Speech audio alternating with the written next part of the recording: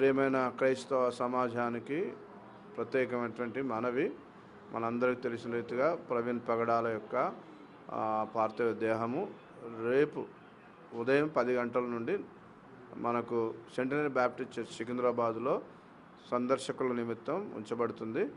రేపు సాయంకాలము 4 గంటలకు 27వ తారీఖు 4 గంటలకు తిరుమలగిరిలో ఉన్నటువంటి బ్యాప్టిస్ట్ యొక్క సమాధి కార్యక్రమంలో సమాధి చేయబడుతుంది. దయచేసి మీరందరూ కూడా అనేక మందికి తెలియచేయండి.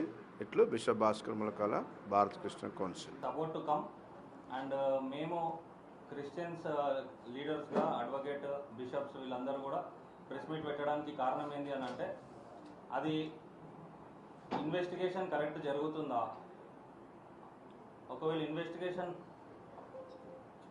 ఏ విధంగా అయితే జరుగుతుంది ఇన్వెస్టిగేషన్ అది కరెక్ట్ ప్రొసీజర్గా పోతుందా లేదా, ఎందుకు అనుమానాలు మాకు అని అంటే, మెయిన్గా నిన్న మార్నింగ్ జరిగిన యాక్సిడెంట్ని పోలీసు వాళ్ళు ఎఫ్ఐఆర్ చేయకపోవడం, యాక్సిడెంట్ అయిన నిన్న మార్నింగ్ యాక్సిడెంట్ అయితే ఈరోజు ఇంకా ఆల్మోస్ట్ 3 అవుతుంది, 3 వరకు కూడా పోస్ట్ మార్టం రిపోర్ట్ రాకపోవడం, వచ్చింది అని అంటున్నారు అఫీషియల్గా. మరి బాడీ అయితే ఇక్కడ తీసుకొస్తున్నారు, ఇన్వెస్టిగేషన్ చేస్తున్నాం అంటున్నారు. అక్కడ గవర్నమెంట్ కూడా చాలా సీరియస్గా ఉంది, యాక్షన్ తీసుకోవాలంటున్నారు. మరి ఇక్కడ గవర్నమెంట్ కూడా ఇన్వాల్వ్ అయ్యి మాట్లాడి మరి పలు విధమైన ఏర్పాట్లు చేయాలి ఇక్కడ కూడా ఆయనకి. ఎందుకు అంటే ఏది కూడా మేము చెప్పేది ఏంటంటే, క్రైస్తవులు అంటే సమాధాన పరిచేవాళ్ళు. ఇప్పుడు మేము ఏమంటామంటే, మృదువైన మాట కోపమును చల్లార్చును. మా బైబిల్ చెప్పేది ఏంటంటే, మృదువైన మాట కోపంని చల్లార్చును. జ్ఞానవంతులు ఎలా ఉండాలి, జ్ఞానం గలవారు ఎలా ఉండాలి, తెలివి గలవారు ఎలా ఉండాలి. బైబిల్ చెప్పేది ఏంటంటే, అబద్ధములు ఆడొద్దు, దుర్భాషలు ఆడొద్దు, వ్యభిచరింపకూడదు. ఇది మేము బైబిల్ నేర్పించేది.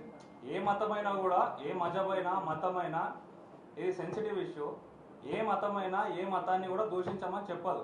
కాకపోతే కొన్ని టీవీ ఛానళ్ళు, కొన్ని మీడియాల వల్ల డిబేట్ అని ఒక డిబేట్ ప్రోగ్రామ్స్ చేసి, ఇప్పుడు ఎవరైనా డిబేట్కి కూర్చున్నప్పుడు ఎవరు తగ్గరు, ఈగోకి వెళ్ళిపోతారు.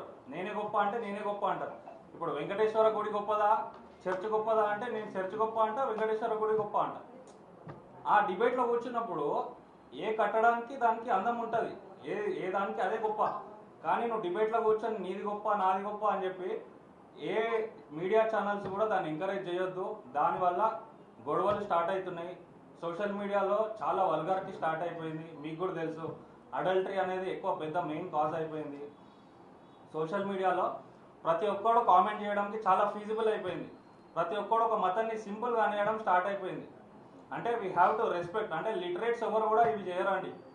ఓన్లీ ఇల్లిటరేట్స్, చదువుకోని వారు మాత్రమే ఒక గ్రంథాన్ని, ఒక మతాన్ని కించపరుస్తారు. ఇప్పుడు భగవద్గీత హిందూస్కి దైవం, క్రిస్టియన్స్కి బైబిల్, ముస్లిమ్స్కి ఖురాన్.